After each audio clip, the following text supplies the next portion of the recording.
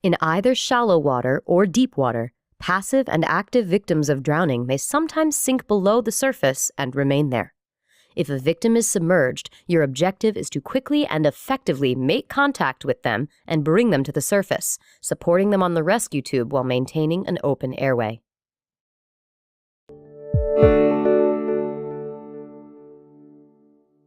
In shallow water, approach a passive submerged victim by quickly swimming or walking to their side. In shallow water, it may be quicker or easier to walk to the victim. With the straps still around your shoulder, let go of the rescue tube. Face the same direction as the victim. Reach down and grab the victim under the armpits, submerging yourself underwater if necessary. Pick the victim up while moving forward, rolling them over so that their face is out of the water.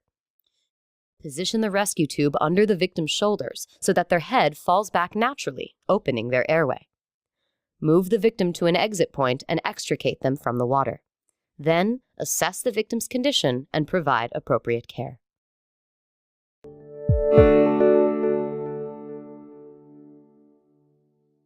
In a deep water emergency, use a surface dive to quickly reach the depth necessary to access the submerged victim.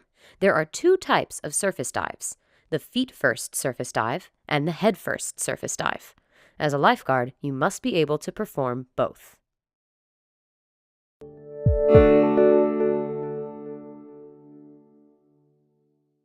To perform a feet-first surface dive, first, swim to a point at the surface of the water near where the victim is submerged.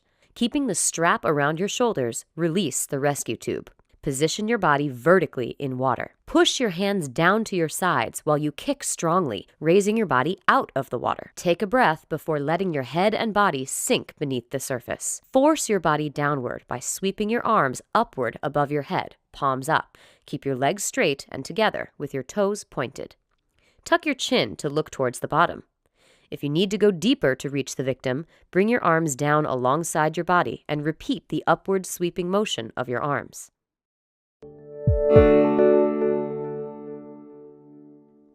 As with the feet-first surface dive, to perform a head-first surface dive, first swim to a point at the surface of the water near where the victim is submerged. Keeping the strap around your shoulders, release the rescue tube if necessary. Build your momentum with a swimming stroke and take a deep breath. Bring both arms along your thighs, tuck your chin, and bend at the hips as you reach downward through the water.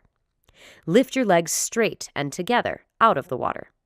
You should be fully extended, streamlined, and nearly vertical as the weight of your legs above the water drives you downward. To go deeper, do a simultaneous pull with both arms as many times as necessary until you reach the victim.